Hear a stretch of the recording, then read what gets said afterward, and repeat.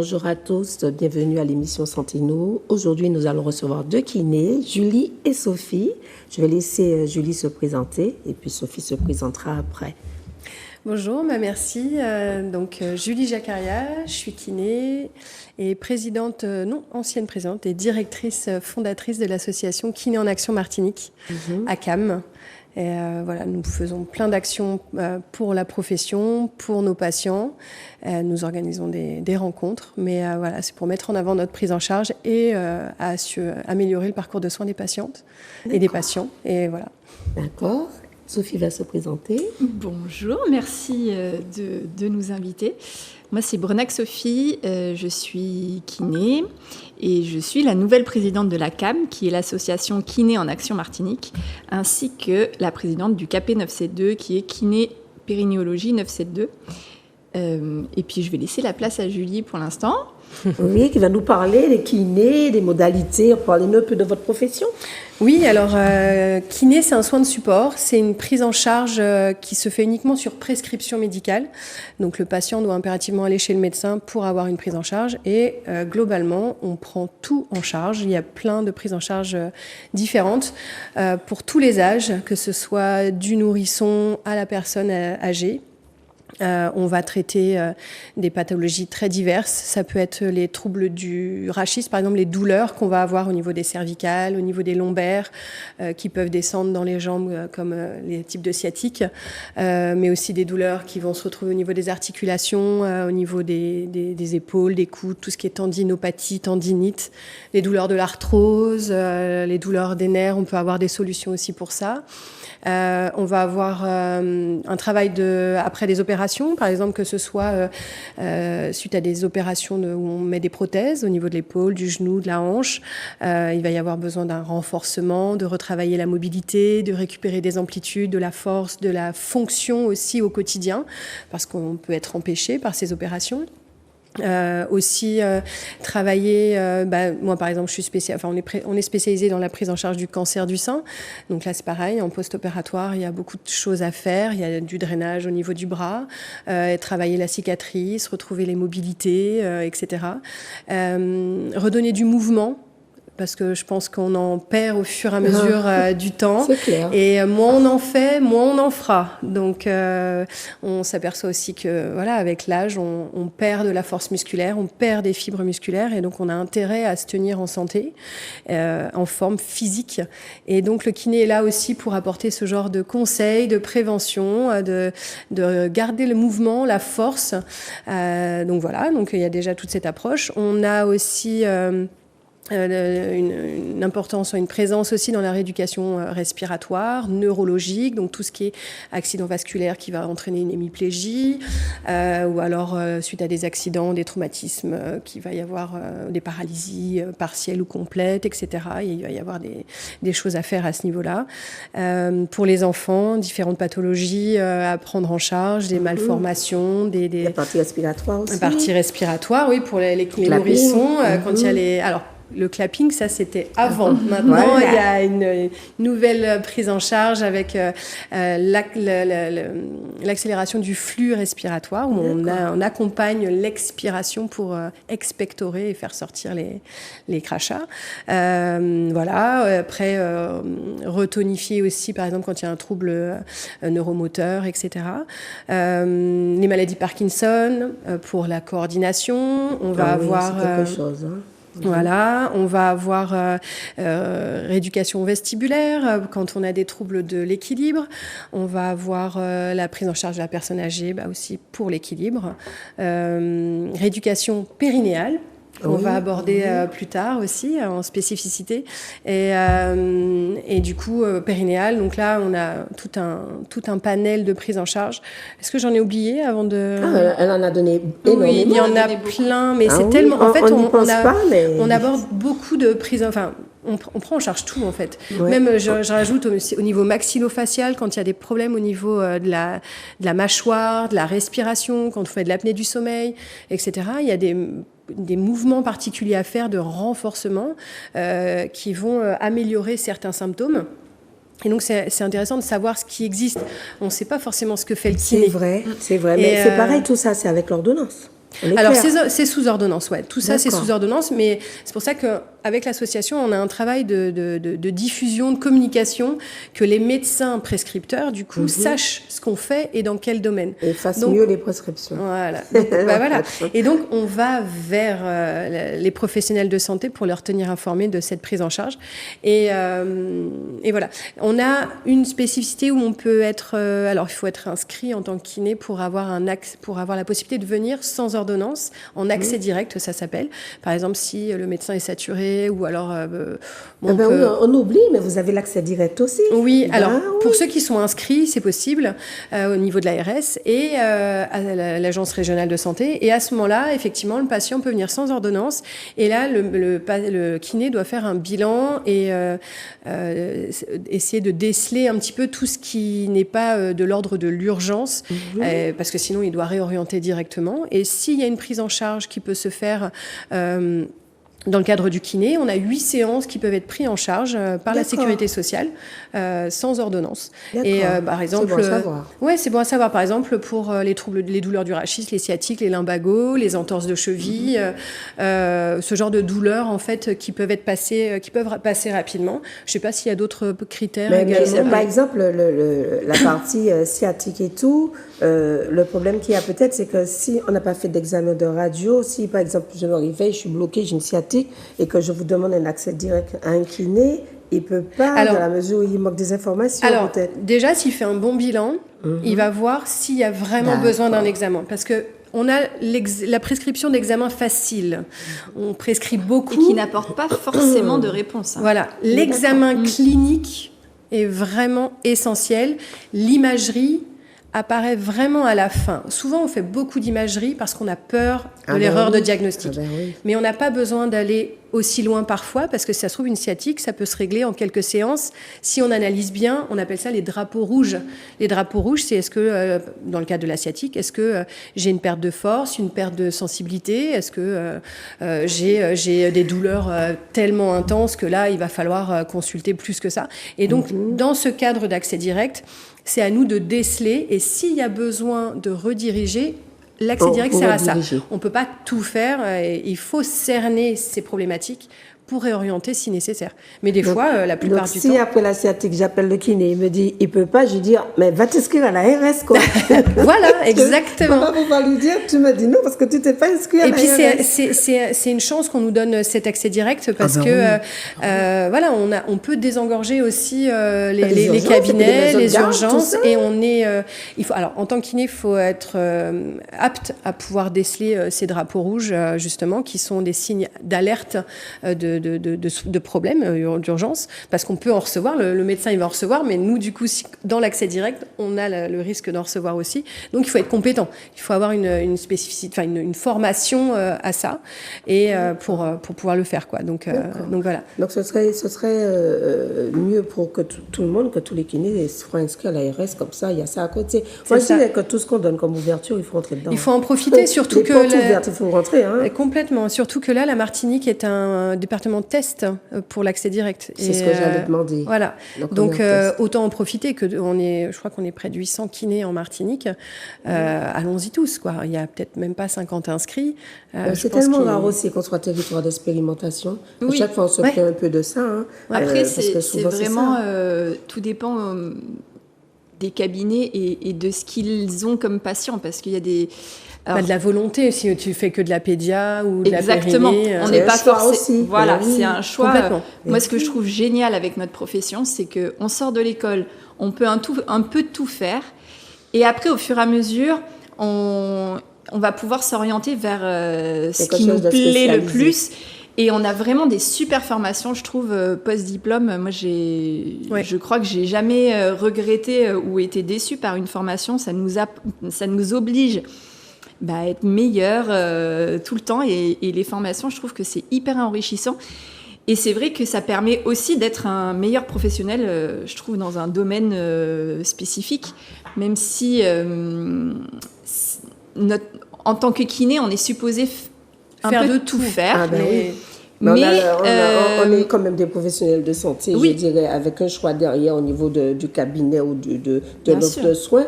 Si on préfère se spécialiser dans une partie, en sachant qu'on a plus que 800, c'est quand même énorme, c'est pas mal. On a quand même d'autres collègues, donc on pourra dire, mais écoutez, celui-là, il est spécialisé dans les enfants, allez-y, ou celui-là, c'est ça. Je pense qu'on peut, oui, c'est de l'orientation. Alors, on ne peut pas dire qu'on est spécialisé, mais disons qu'on est exactement, on est formé plus spécifiquement à la prise en charge d'une certaine pathologie. Et ce qui nous rend meilleurs aussi, je pense. On a une compétence, on voit plus de patientèle dans ce domaine-là, donc forcément on a une plus grande expérience, on voit plus de cas, et donc on va plus être habitué à régler ce genre de problème. Et je pense que c'est important d'orienter vers ceux qui savent. Moi, par exemple, je renvoie direct pour la rééducation périnéale. Je fais plus ça parce que je ne suis plus assez formée. Je l'ai été au tout début, mais il y a tellement de mises à jour qui se font. Oui. Et si on n'a pas le temps de les faire toutes. Et puis, j'ai pas choisi ça. On parle de formation, mais c'est pareil, il faut le temps. Hein. Il faut du temps. C'est du temps, c'est de l'organisation, c'est de l'argent. Des moyens. On n'est pas forcément indemnisé à hauteur. À hauteur de ce qu'on dépense. Voilà. On est clair. Mais après, c'est une plus-value professionnelle qui est essentielle. Je pense que le kiné qui se forme pas, il perd quelque chose, quoi. On a besoin de se mettre à jour parce que là, nous, on est diplômés depuis 15-17 ans.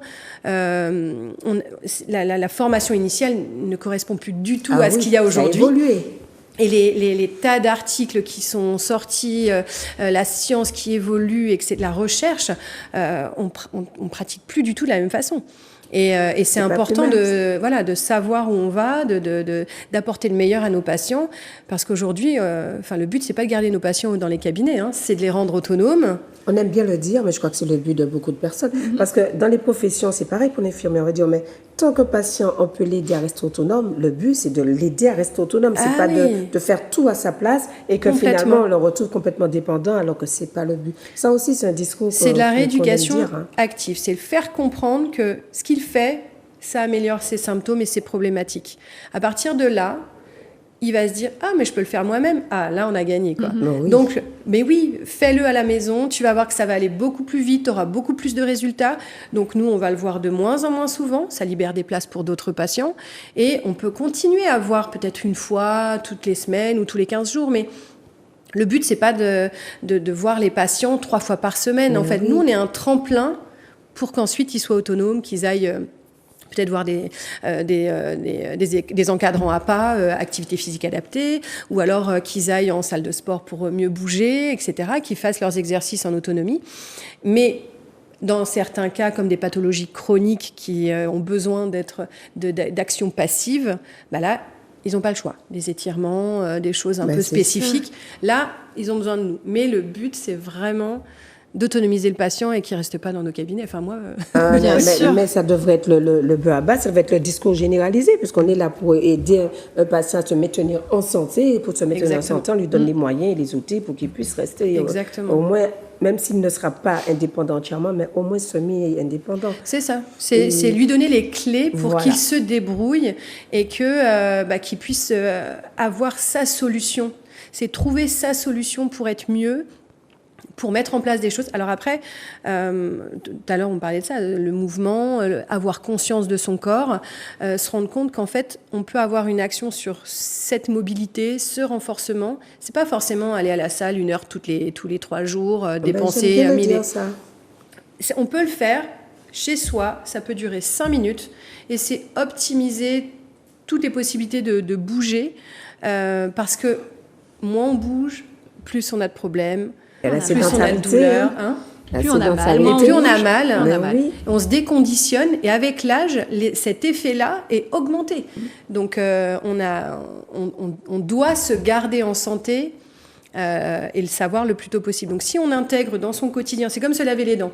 Le dentiste, il a trouvé le truc. Je crois qu'on se pose jamais la question de savoir si je pars de la maison sans m'être brossé les dents ou est-ce que je me couche sans m'être brossé les dents. C'est inclus dans le quotidien, on fera jamais sans. Le mouvement, la contraction musculaire, j'allais dire en parlant de se brosser les dents, moi j'aime bien dire à mes patients, alors c'est ce qu'on appelle la gym du temps perdu.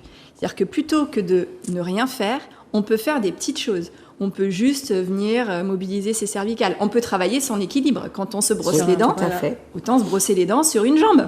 On essaye. Et puis, on n'y arrive pas forcément pendant 3 minutes au début. Lever le bras, Mais voilà, faire c'est des profiter squats, des moments ouais. où normalement on ne fait rien pour bouger un petit peu, bouger son dos, travailler son équilibre, Complètement. travailler un peu sa respiration. C'est vraiment... Toutes les excuses sont bonnes Exactement. pour trouver un C'est moment pour pourquoi vous avez bouger. vu, on a vu apparaître la gymnastique sur chaise d'un moment là, ça, Ah, avec les coachs là, j'ai adoré ça, les personnes âgées qui font de la gymnastique sur C'est leur ça. chaise, qui bougent. Mais c'était un plaisir de voir ça, même avec l'histoire de lancer leur ballon et tout. Mais Ça fait complètement, travailler. C'est complètement. quelque chose. Je voulais rebondir quand vous avez dit le fait que le kiné voit un patient 3 fois par semaine. Quelquefois, il y a des patients qui n'ont pas compris que, en fait, l'ordonnance, c'est des séances. Vous répartissez les séances comme vous voulez. Il n'y a Au rien qui besoin, vous au oblige besoin, à faire ouais. lundi, mercredi, vendredi. Non. Si un mercredi vous venez pas, vous rattrapez sur autre. Parce que ils ont tendance quelquefois à comparer ce qui n'est pas comparable. Un infirmier a une feuille, une ordonnance, une prescription pour passer tous les jours. Donc s'il a un souci, ça peut arriver. Ce sont des êtres humains. Le kiné a des séances, donc il a la possibilité de répartir ses séances. Il n'y a pas d'obligation de vous figer sur des jours. Non, pas du tout. Alors, déjà, c'est organisationnel, c'est selon notre planning, selon les disponibilités communes. Hein, on met ça, on ajuste au mieux par rapport aux patients et par rapport à notre plage horaire de travail également. Après, les médecins n'ont pas à nous donner. Maintenant, c'est plus, ils n'ont plus besoin de le mettre, c'est même plus autorisé, je crois, de mettre le nombre de séances. Après, s'il y a une urgence, là, ils peuvent définir, par exemple, il faut passer le week-end et jours fériés. Donc ça doit être inscrit sur l'ordonnance, par exemple, pour un problème respiratoire notamment. D'accord. Après, il n'y a pas de dire le nombre de séances par semaine. Même ça devrait pas être inscrit sur l'ordonnance.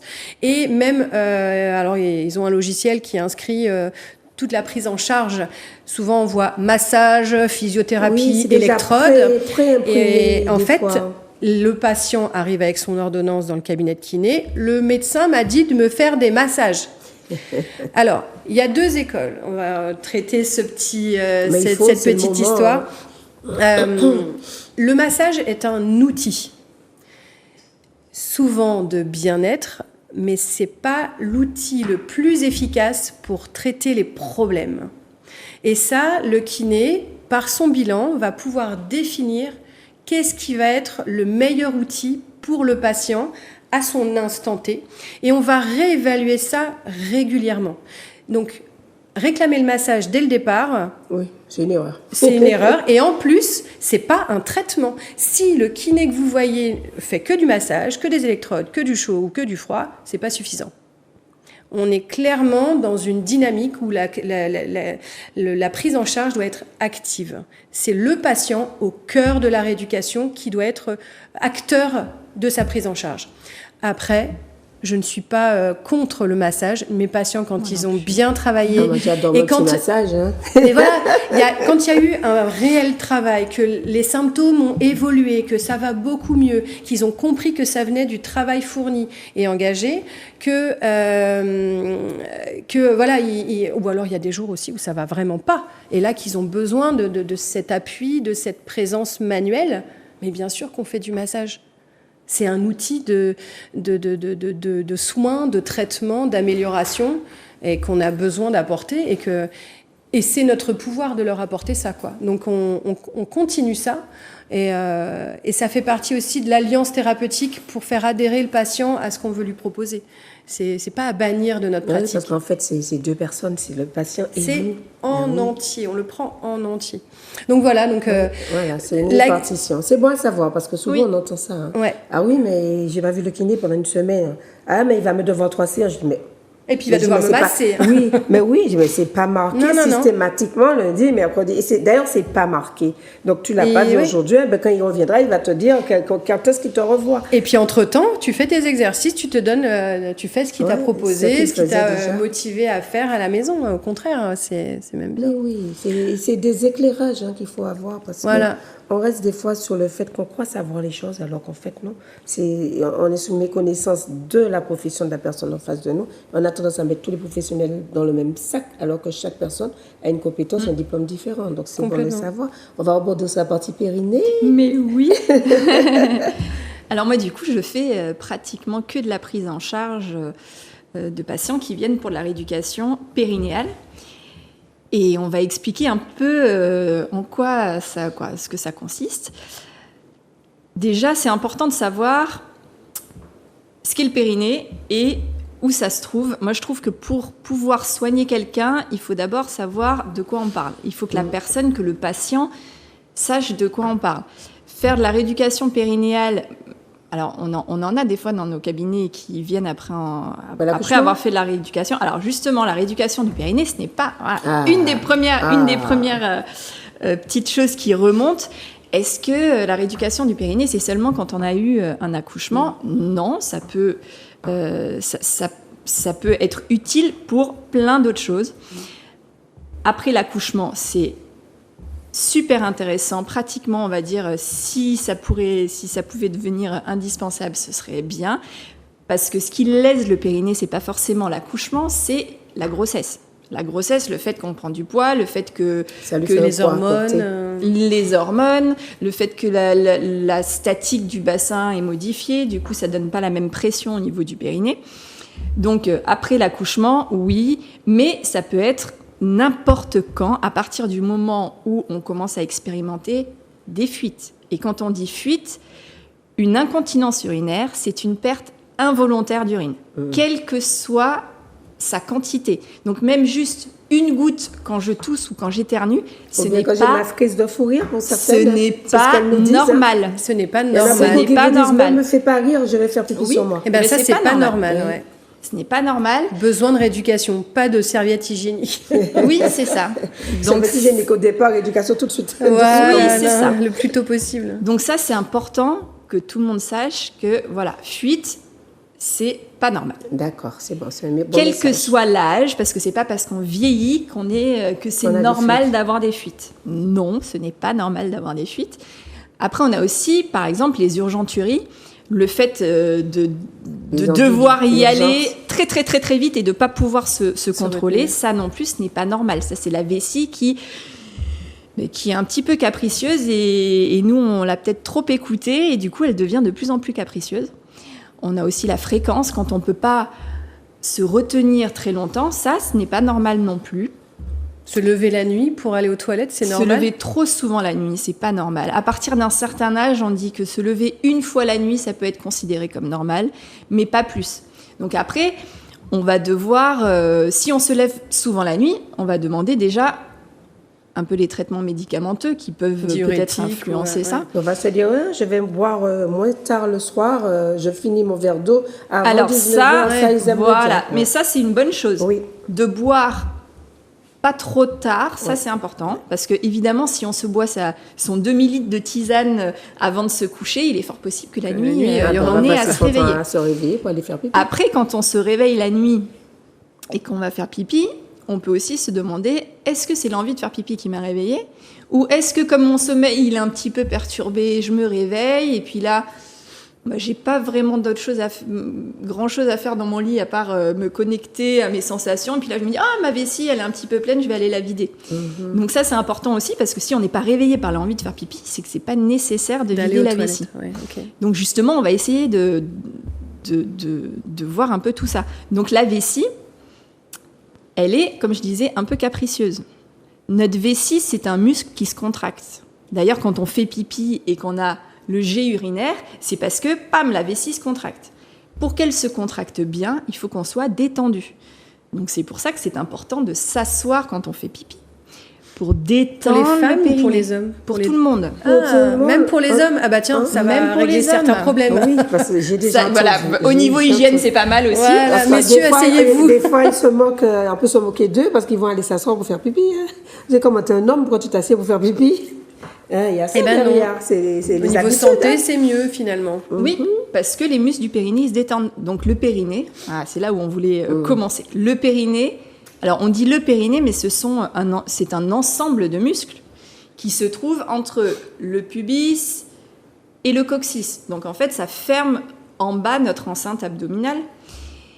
On peut l'imaginer comme un hamac. On nous a souvent parlé du périnée comme un hamac, alors qu'en fait maintenant on s'est rendu compte que c'était pas comme ça, mais que c'était plutôt comme ça, des hémicouples tournés vers le haut. Donc du coup ça nous ça nous permet d'imaginer que nous, on veut maintenir cette forme du périnée vers le haut. Et qu'à force de pousser, par exemple, quand on a de la constipation, on a tendance à pousser. Si on pousse, et bien notre périnée, il va avoir tendance à s'affaisser. Quand on pousse pour uriner aussi, c'est pas bon. Donc nous, tout ce qu'on veut, c'est que ce périnée, quand on va faire pipi, il se détende. S'il se détend, la vessie va pouvoir bien se vider. Donc, par exemple, les gens qui travaillent dans des endroits où les toilettes ne sont pas très propres et qui passent leur journée à ne jamais s'asseoir ou encore plus ou à se retenir, ne pas y aller. Eh ben, il vaut mieux prendre des petites lingettes, essuyer le toilette, s'asseoir et uriner. C'est comme des fois quand vous voyagez souvent, des fois vous n'avez pas envie d'aller aux toilettes parce que, et pourtant on ne peut pas dire que sincèrement que c'est sale. C'est pas le cas, c'est que dans notre tête déjà, on se dit bon, il y a beaucoup de personnes qui y vont, qui reviennent et tout. Moi, j'ai pas envie d'y aller, ou bien alors on y va, mais on reste debout. La plupart des gens. Il y en a qui n'aiment pas aller en dehors de la maison aussi, et qui se retiennent, ou alors qui se mettent carrément des protections pour être.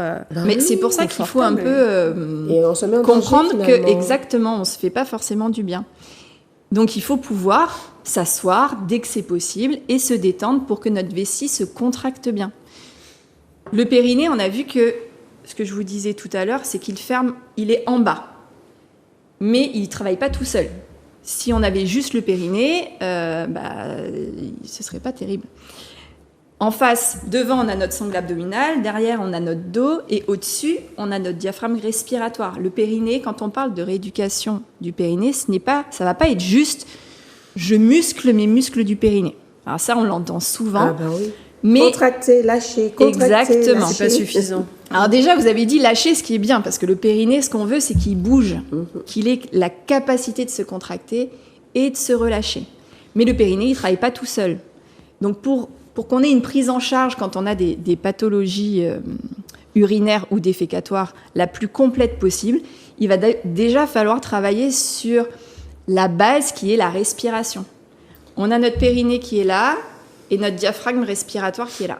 Donc les deux, ils travaillent ensemble. Quand il y en a un qui se contracte, l'autre se détend. Quand il y en a un qui se détend, l'autre se contracte. Si on ne respire pas correctement et de manière fonctionnel, le périnée, on va pouvoir faire ce qu'on veut, il va pas pouvoir être le plus fonctionnel possible.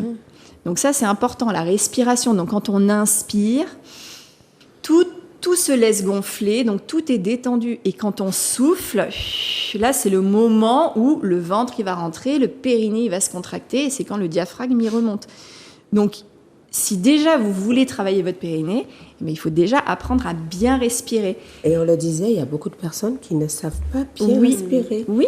On ne le sait pas, on ne le suppose pas, et après on se retrouve chez le kiné ou ailleurs, on se dit, mais en fait, je respire mal. Et ça peut déclencher aussi des choses.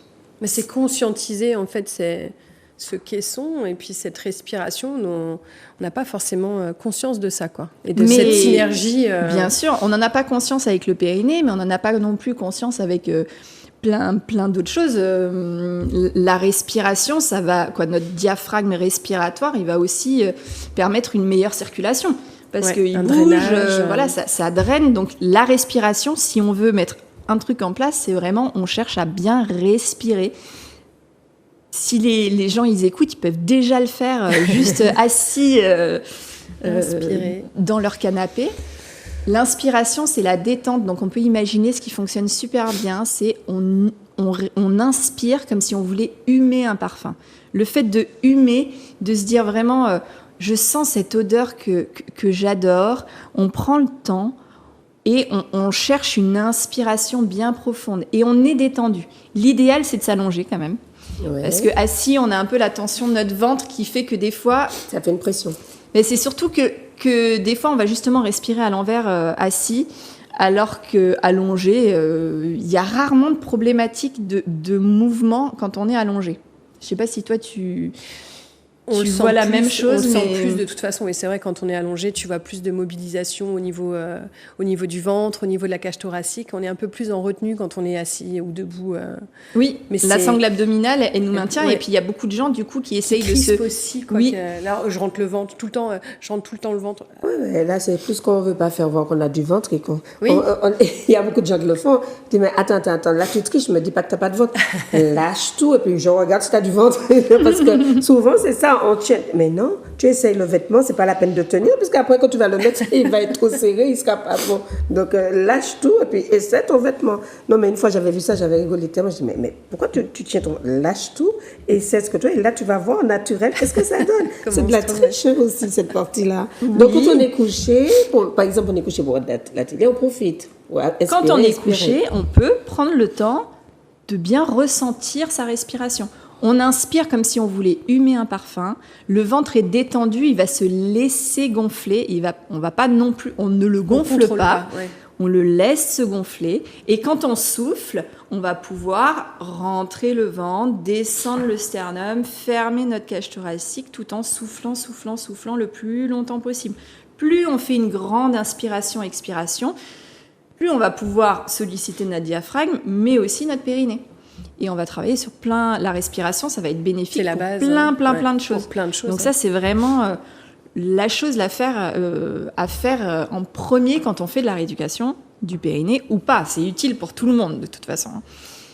Donc les petites choses qu'on disait qui nécessitent de la rééducation, c'est dès qu'on a des petites fuites, dès qu'on va aux toilettes de manière trop urgente, dès qu'on va faire pipi de manière... Souvent. Voilà, ouais, trop souvent. Oui. Les fuites aussi de gaz qu'on n'arrive pas à retenir, mais aussi les douleurs. On n'a pas à avoir mal, notamment quand on a des rapports. Moi, j'ai beaucoup de gens qui me disent « Ah oui, j'ai mal, ça la dernière fois mais c'est aussi. normal. Ouais. » Non, ce n'est pas normal d'avoir mal lors des rapports. Elles ont même donné des petites astuces aussi. Mm-hmm. Mais déjà, le périnée, ressentir son périnée, ça permet aussi d'arriver à le détendre. On parle souvent, il faut qu'on contracte le périnée, justement. Mais la détente est hyper importante aussi. Plus on est détendu, moins on a de douleur. Et c'est important de faire comprendre à tout le monde qu'il n'est pas normal d'avoir mal. Oui. Ouais. Des fois, c'est comme si quelquefois c'est hormonal aussi, à la partie hormones et tout. Il y a tellement de choses qui peuvent rentrer en jeu. La dernière émission qu'on a fait avec les sages-femmes, on a compris quand même qu'il y avait beaucoup de passerelles et que par rapport à ça, plus on se connaissait, mieux on arrivait à trouver des bonnes solutions. Exactement. Parce que c'est pareil, je vais vous voir pour la rééducation du périnée. Cette partie-là aussi peut être en accès direct ou il me faut l'ordonnance? Non, il faut l'ordonnance.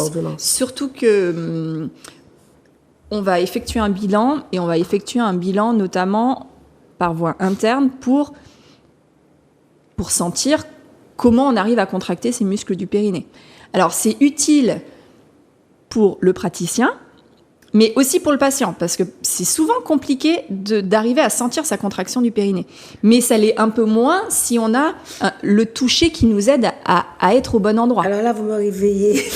Vous m'avez réveillé dans un autre sens. Un kiné a la capacité, enfin le droit maintenant de dire qu'il va faire la partie interne. Ouais, alors, mon cerveau a bugué là. Justement, oui, dites-moi les choses. Vous m'avez perdu. Sage-femme, médecin et kiné. Et kiné, d'accord. On est les seuls professionnels qui avons le droit d'effectuer un toucher vaginal, toucher rectal. Toujours pas cette notion, avec consentement du patient. Et ce n'est pas parce que on a dit qu'on allait faire un bilan la fois d'après qu'on est obligé de le faire.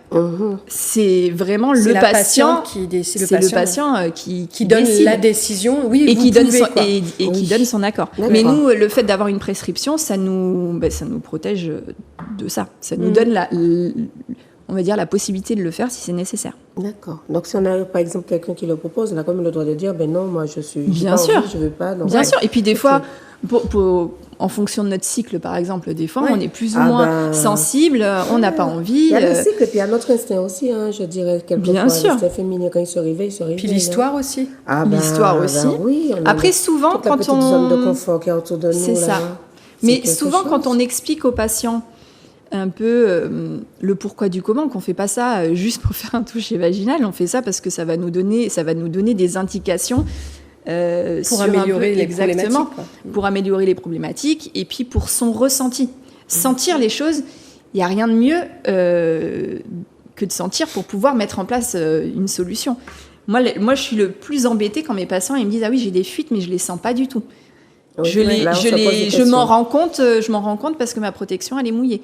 Et là, je leur dis « C'est embêtant, parce que si vous ne sentez pas, comment vous voulez anticiper, comment vous voulez que votre corps il puisse mettre en place quelque chose qui va pouvoir éviter ces fuites. » Donc, cette connexion avec son corps, avec son ressenti, elle est, pour moi, hyper importante.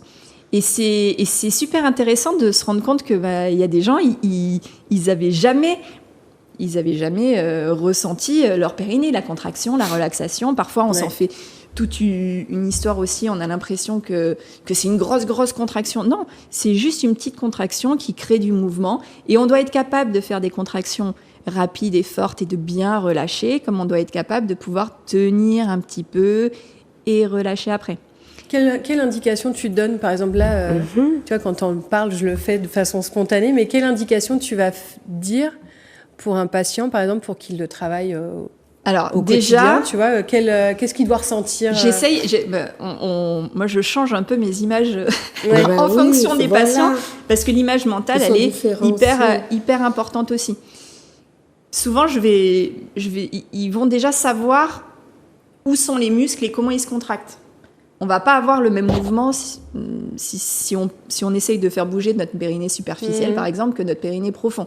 Donc moi, comme je leur ai montré avant sur un bassin, je leur dis, voilà, là, le périnée superficiel, c'est les muscles qui vont pouvoir fermer l'entrée du vagin. Pour les messieurs, c'est le muscle qui va juste pouvoir faire bouger un petit peu la verge, qui est vraiment à la base de la verge, là. Donc ça permet déjà de visualiser où on est. Donc soit je leur dis, on imagine une porte d'ascenseur qui se ferme, soit avec les doigts, le fait de mettre une petite tension, ça leur permet aussi de se dire, ok, j'arrive à forcer contre et à refermer. Donc c'est l'image mentale, elle nous aide beaucoup. Après, pour le sphincter de l'anus, donc un peu plus postérieur, on serre comme pour retenir un gaz, et on peut aussi serrer pour retenir un gaz et une envie de faire pipi. Exactement. Ouais. Et donc ramener plus vers la profondeur aussi. Oui, exactement. Le périnée, hop, il se contracte en remontant en profondeur. Donc d'imaginer. Alors moi j'aime bien, je leur dis, imaginez comme à la fête foraine là, les petits trucs qui s'ouvrent. Donc les crochets pour attraper les mouches. On attrape, ça monte et puis après, poum, on relâche. On doit être capable de sentir aussi cette détente.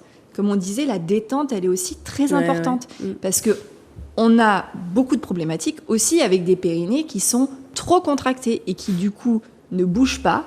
Et on a vu tout à l'heure qu'il faut que ça bouge, il faut que le corps bouge, il faut que tous les muscles puissent se contracter et se relâcher. Et c'est ça qui fait qu'on va pouvoir diminuer un petit peu les problématiques. Moi, j'ai des patients des fois qui me demandent, je sais que c'est ancestral cette technique, mais le stop pipi. Ah oui. On teste sa force du périnée en faisant le stop pipi. Ça, c'était avant. Alors ça, c'était avant. En même temps, on arrête ça, quoi. Dire que toutes les méthodes d'avant n'étaient pas bonnes. Peut-être qu'au fur et à mesure, on découvre d'autres possibilités. Complètement.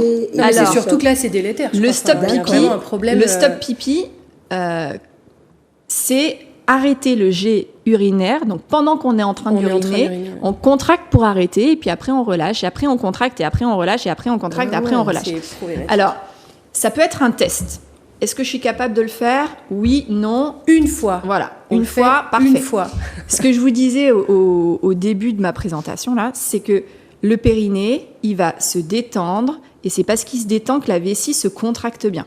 Si au moment où elle est en train de se contracter, on contracte le périnée, on est en train de lui dire « Ah non, en fait, je veux que tu te détendes. » Et puis là, on relâche le périnée, on lui dit « Non, en fait, je veux que tu te contractes. » Et puis là, on lui donne des messages contraires. Et la vessie, ça va la rendre... Elle va plus rien comprendre. Ça peut même engendrer plus de problématiques que ce qu'on voulait de solutions. Parce que notre vessie, elle est hyper réactive. Je vous le disais au début, c'est un peu comme un petit enfant capricieux. Notre vessie, on doit être capable... De ne pas la perturber. de ne pas toujours faire ce qu'elle nous demande. C'est important qu'on ait le contrôle. Parce que plus on l'écoute, et plus elle va nous faire des petits caprices. Donc si, par exemple, ce qu'on évite, c'est les pipis de précaution. Si à chaque fois, Ah oui, je vide ma vessie Voilà. avant de partir. avant de partir, je vais faire pipi, alors qu'elle nous l'avait même pas demandé, et ben, du coup, on l'habitue à se vider dès qu'elle atteint un petit volume. Notre envie de faire pipi, c'est quoi? C'est notre vessie qui se met un peu en tension et qui nous dit « Ah, j'aimerais bien me vider ».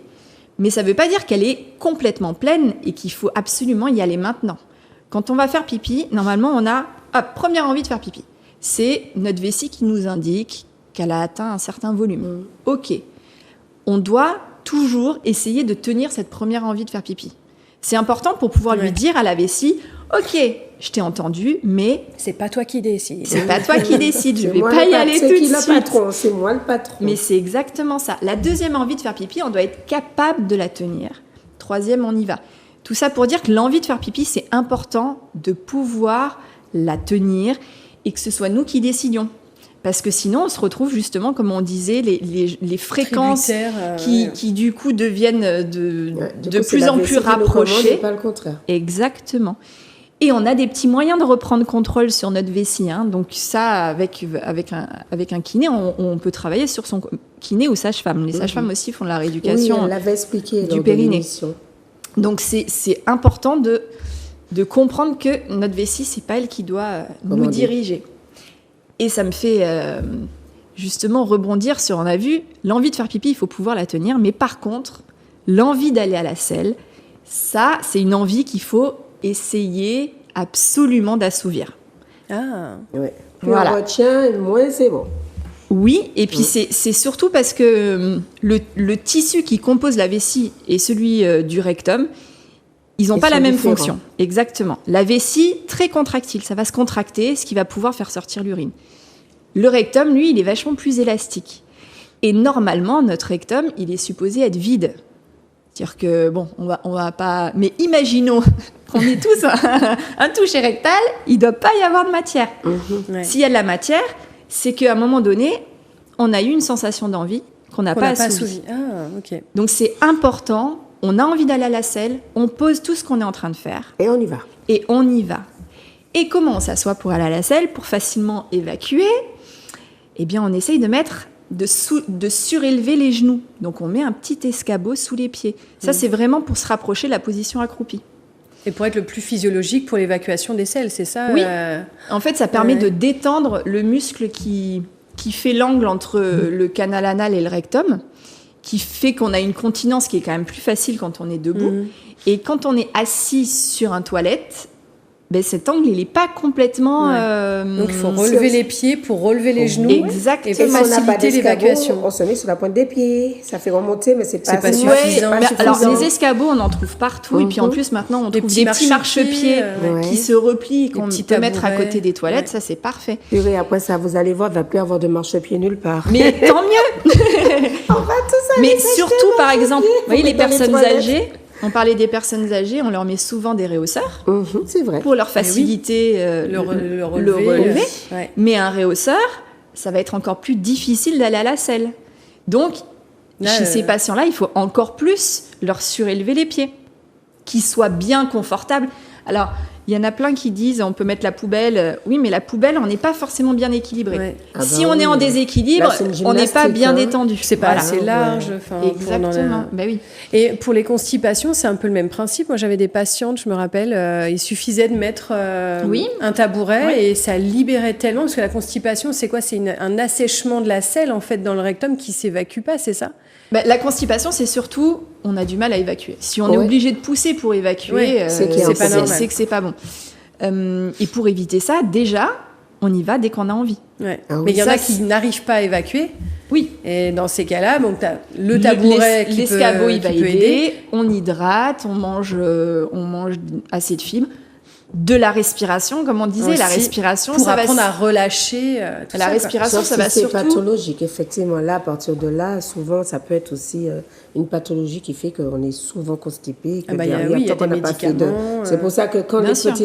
tous les petits outils qu'on donne, quand ça ne fonctionne pas, là, il faut se dire, attention, il y a peut-être un problème, je vais à signaler au médecin que je suis constipée trop souvent et qu'il y a un problème. Oui, et puis c'est surtout prendre de bonnes habitudes dès le début. Ouais.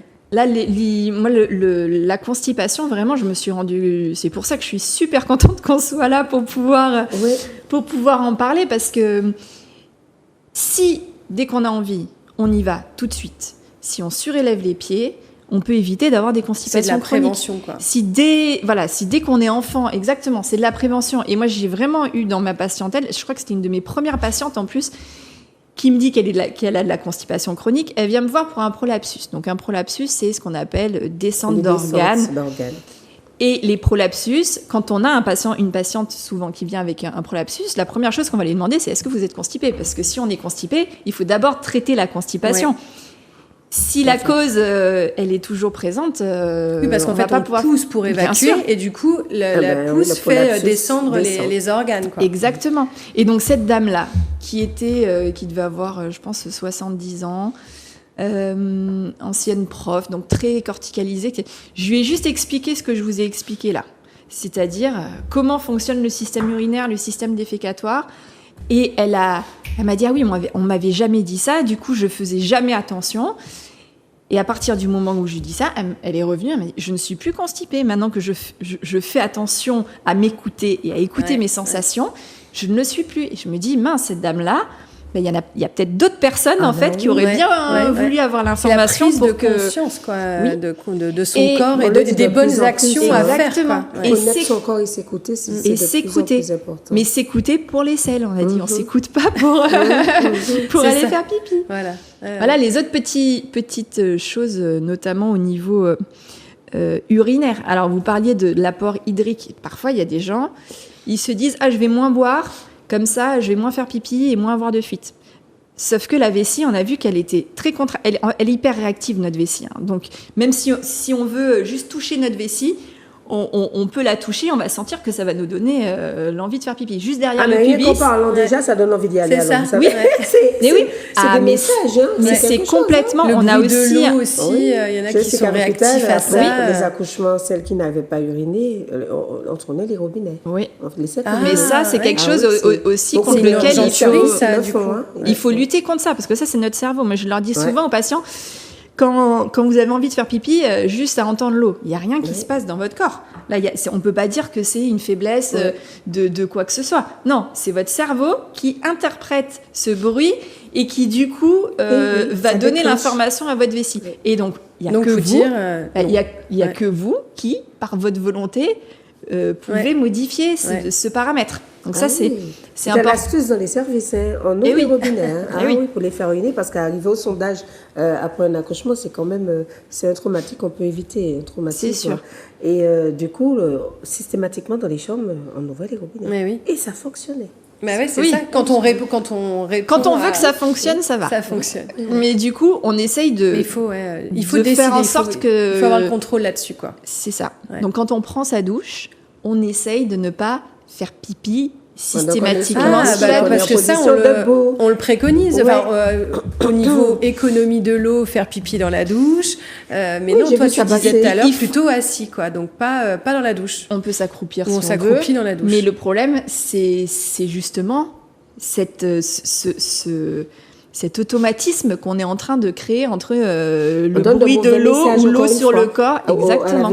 Ce sont des mauvais messages. Donc, il faut être capable de tenir. Par exemple, faire pipi sous la douche, exceptionnellement, déjà, on se met accroupi, mais c'est nous qui décidons. C'est pas parce que j'ai ouvert la douche et que j'ai l'eau qui me coule dessus que les vannes s'ouvrent. Les vannes sont ouvertes. Exactement.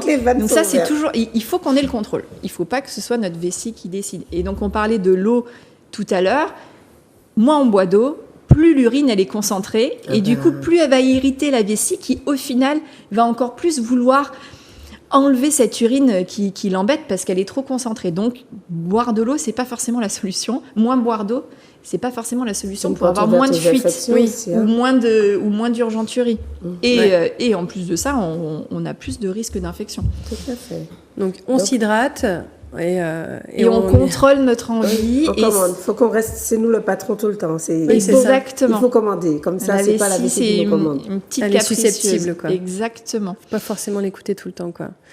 Et surtout, ne pas hésiter à aller voir un professionnel de santé dès qu'il y a quelque chose qui ne va pas. Donc, par exemple, un homme ou une femme, hein, bon, on dit souvent un homme parce que quelquefois, il consulte moins facilement que les femmes, surtout sur ces sujets-là, qui va trop souvent uriner, que ce soit dans la journée ou la nuit.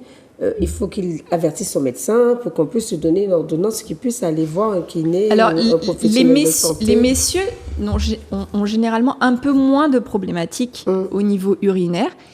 Mais aller uriner trop souvent, c'est important d'en parler à son médecin parce que ça peut être un petit adénome de la prostate qui du coup vient titiller la vessie et qui donne cette envie d'aller uriner plus souvent. Donc c'est important d'aller voir son médecin. Et les messieurs, ceux qui doivent se faire opérer de la prostate aussi, il y a beaucoup de chirurgiens qui prescrivent quelques séances avant. Oui. Les séances après, c'est tout le temps. Mais quelques séances avant pour pouvoir...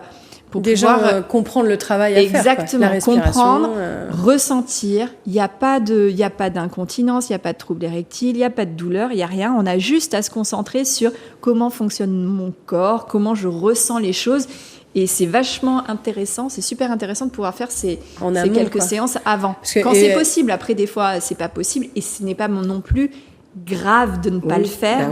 On en fera après. Quand on peut, pourquoi pas, et quand c'est pas fait, il n'y a pas de danger ou le fait de ne pas. Non. Puisqu'après, on en fait. Oui. Vous avez eu au niveau des consultations périnéales, vous avez eu des enfants ou des jeunes?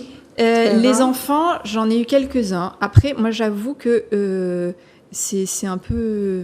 Moi, je ne suis pas la plus à l'aise avec les enfants. Oui, donc, c'était quand on parlait de justement, on s'oriente après vers ce qu'on aime faire. Oui, c'est vrai que moi, la pédiatrie, ça n'a pas été... C'est toujours un domaine... ça ne m'a pas forcement attirée. Vous les redirigez vers le pédiatre ou vers le médecin? Oui, après, j'en ai eu des jeunes, j'en ai eu quelques-unes.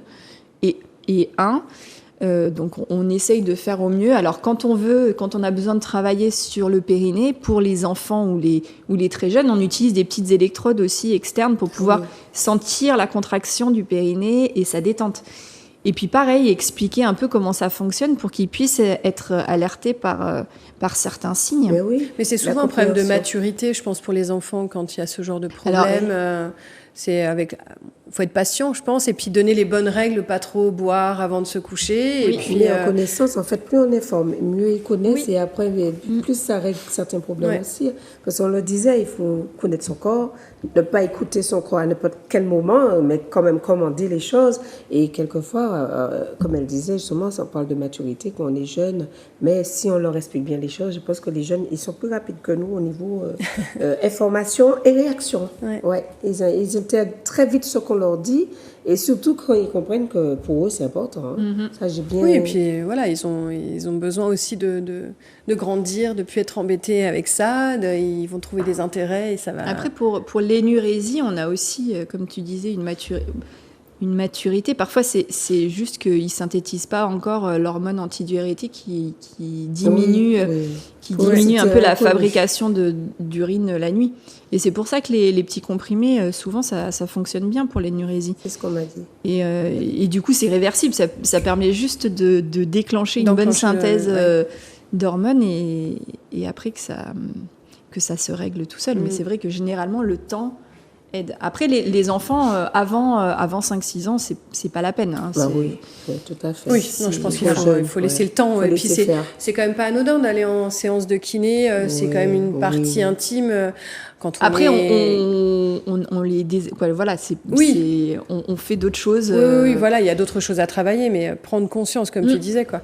Mais c'est vrai que... Au niveau des séances, par exemple, quelqu'un qui arrive et qui dit que j'urine trop souvent, j'ai besoin de rééducation périnéale et tout, mais à peu près combien de séances on peut être à l'aise après? Ça dépend des personnes. Alors, je n'ai pas de boule de cristal, donc je oui, ne peux pas dire. Ça, ça dépend vraiment de chacun. Mais de façon générale. Mais des fois, ça peut être très rapide.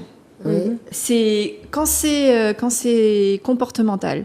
Par exemple, comme on disait, le pipi par précaution, le pipi sous la douche. Moi, j'ai une patiente, il y a aussi le pipi, ce qu'on appelle le syndrome du paillasson, quand on a une envie pressante, quand on arrive chez soi. Oui. Si on comprend qu'il faut essayer de modifier certains paramètres pour que la conséquence soit différente, parce que même action, même réaction. Si entre le moment où on arrive devant chez soi et cette urgence, ou quand on doit aller aux toilettes, on ne modifie rien, la conséquence, ce sera toujours la même. Et des fois, il y a des gens, voilà, moi je leur explique que c'est eux qui doivent trouver un peu la solution. Et ça peut aller du coup très vite. Mais j'ai une patiente qui était revenue avec le grand sourire et qui m'a dit « Ah, je vous ai écouté. Et en fait, alors, en arrivant chez moi, je me suis pas garée au même endroit. » Donc, elle a modifié l'endroit où elle se garait. Elle me dit « J'ai pu ouvrir la porte de chez moi, rentrer, allumer ma télé et tout. » Alors, quelque chose... Donc, et là, c'était quand même assez flagrant. Et il n'y a rien de mieux que de se rendre compte que ce qu'on fait, ça fonctionne. Il y a des conséquences. Mais il faut essayer. Il faut essayer, parce que parfois, on a aussi des patients un peu réticents. « Ah, mais non, mais je ne peux pas diminuer ma quantité de café. » Ben oui, mais là, si vous buvez beaucoup d'excitants, la vessie, elle a aussi... Donc, moi, je leur dis, on essaye. Si vous voyez que vos symptômes, ils ne sont pas modifiés, ben, vous pouvez reprendre le café. C'est que c'était pas... qu'il n'y avait aucune incidence. Donc, on ne peut pas vraiment savoir combien de temps ça va mettre. Des fois, ça peut être très rapide. Des fois, ça peut être un peu plus long. Des fois, ça fonctionne pas du tout. Non, quoi. Je veux dire, ça dépend de l'importance. On n'a pas 100% de réussite. Ça dépend de l'importance aussi des fuites. Parce que si la personne vient, alors que ça fait des années, par exemple, qu'elle a ces troubles, ça peut prendre plus de temps aussi pour redemander une tonicité, un contrôle. Ça peut, mais pas forcément. Des fois, ça peut tout changer. Quoi. Exactement. Donc, en fait, ne serait-ce déjà que sur la prescription, vous n'avez pas de consigne pour dire, puisque vous avez dit qu'il n'y a pas. Donc, en fait, chaque personne est différente. De toute façon, quand on va voir le kiné ou la sage-femme avec une prescription de rééducation périnéale, on fait un bilan d'abord. D'accord. Et puis, on voit quelles sont les problématiques, du coup, les problématiques et tout ce que va nous décrire le patient, il va nous aider à orienter un petit peu et à émettre un peu des hypothèses sur l'origine de ce que c'est et puis comment le rééduquer. Parce qu'on a vu, là, quand on parlait du comportement, on ne va pas utiliser ce type de rééducation, donc changer son comportement pour des incontinences juste à l'effort quand on tousse et quand on éternue. Parce que notre comportement, là, il n'a pas forcément d'incidence là-dessus. Donc, ça dépend de ce que nous rapporte le patient, de ses symptômes et de sa gêne. Et après, la gêne, par exemple, elle est différente en fonction de tout le monde. Voilà, c'est ça. La qualité de vie, l'impact sur la qualité de vie. Il y a des patients qui n'ont pas un gros impact alors qu'ils ont beaucoup de fuites. Il y en a d'autres, une goutte, c'est vraiment quelque chose qui... Voilà, on est tous différents. La rééducation est adaptée à chacun. Bien sûr. Complètement. Je ne sais pas si vous avez remarqué, mais on va arriver à la fin de l'émission. C'est passé tout seul. On est bien à discuter. Je pense, j'ai entendu que vous avez une réunion bientôt avec des professionnels de santé. Oui, on fait une soirée pluridisciplinaire avec une gastro-entérologue, le docteur Pénon, qui va venir et c'est ouvert à tous les médecins, kinés, infirmières, sages-femmes, donc tous les professionnels de santé, et ça aura lieu le 30 avril à l'IMS à 19h. Voilà, c'est pour échange interprofessionnel pour mettre en avant les différents troubles du transit, c'était ça, et mettre en avant ce diagnostic, cette prise en charge et la prise en charge kiné pour qu'on ait une meilleure prise en charge, un meilleur parcours de soins à offrir aux patients pour que les médecins deviennent prescripteurs dans ce cas de problématique. Inscription obligatoire. Oui, inscription parce qu'on est limité en place, mais inscription gratuite. Voilà, tout est gratuit. Notre association offre cette soirée. Donc voilà, on essaye de réunir les professionnels lors de différents moments. Voilà, c'est notre objectif.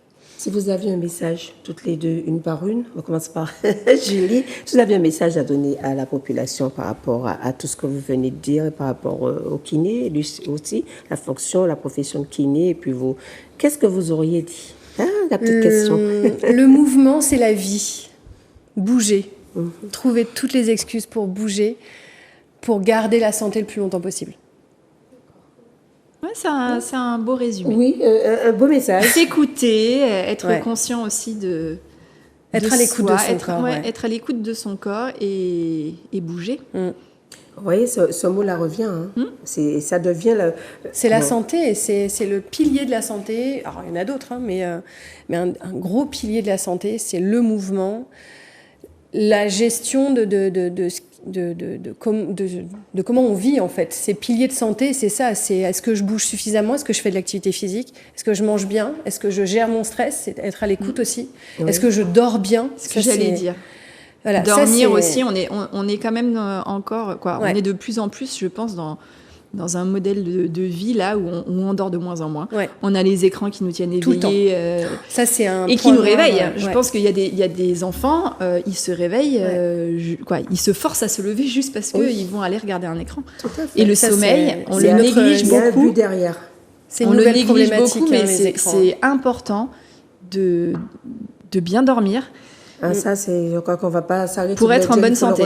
On pourra refaire une émission là-dessus. Hein, dormir, c'est quelque chose pour certains. Moi, ils dorment de moins en moins. Hein. De moins en moins. Et du coup, la qualité de sommeil n'est pas bonne non plus à cause des écrans. Et du coup, ça a une influence sur la santé, mais ça crée des problématiques, mais avérées. Cardiaques, de concentration, des pathologies. On devient plus sédentaire. Comme on est sur les écrans, on dort moins, donc on est fatigué. Les yeux, pareil, il y a beaucoup plus de problèmes ophtalmo qu'avant. Parce que le fait de fixer comme ça un écran aussi longtemps. C'est un trouble musculo-squelettique. Les yeux ne bougent plus parce qu'ils sont fixés sur un écran. D'ailleurs, les gens qui travaillent sur écran toute la journée, il faut s'obliger à regarder au loin, interrompre régulièrement. Toutes les 30 minutes, 1 heure, regarder loin, sans bouger. Les doigts qui sont sur le clavier, que vous avez toutes les pathologies qui sont derrière pour le poignet, dos, parce les doigts, on est assis. Et le dos qui D'ailleurs, il est temps de se lever, mesdames. C'est ça. Il est temps de bouger. Voilà. Eh bien, mesdames, je suis enchantée de vous avoir reçues toutes les deux, franchement. Merci. Je pense que de temps en temps, il faut quand même aller au-delà des messages qu'on reçoit qui ne viennent pas des professionnels eux-mêmes et laisser les professionnels s'exprimer et donner leur expertise. Ça reste quand même un beau challenge. Donc, merci pour la voix. Merci à vous. Et puis, tout le monde, quand vous avez des fuites, on va leur dire... Pensez à consulter parce que ça reste important. C'est pas normal. Voilà. Donc la constipation non plus, c'est pas normal. Voilà. Donc on continue à prendre soin de soi et la meilleure façon de le faire, c'est de connaître son corps déjà. Ouais. Voilà. Comme les sages-femmes m'ont dit à donner le même message, il faut se connaître déjà pour pouvoir aller plus loin. Alors merci à vous deux et puis à bientôt pour une autre émission pour à la bientôt. population.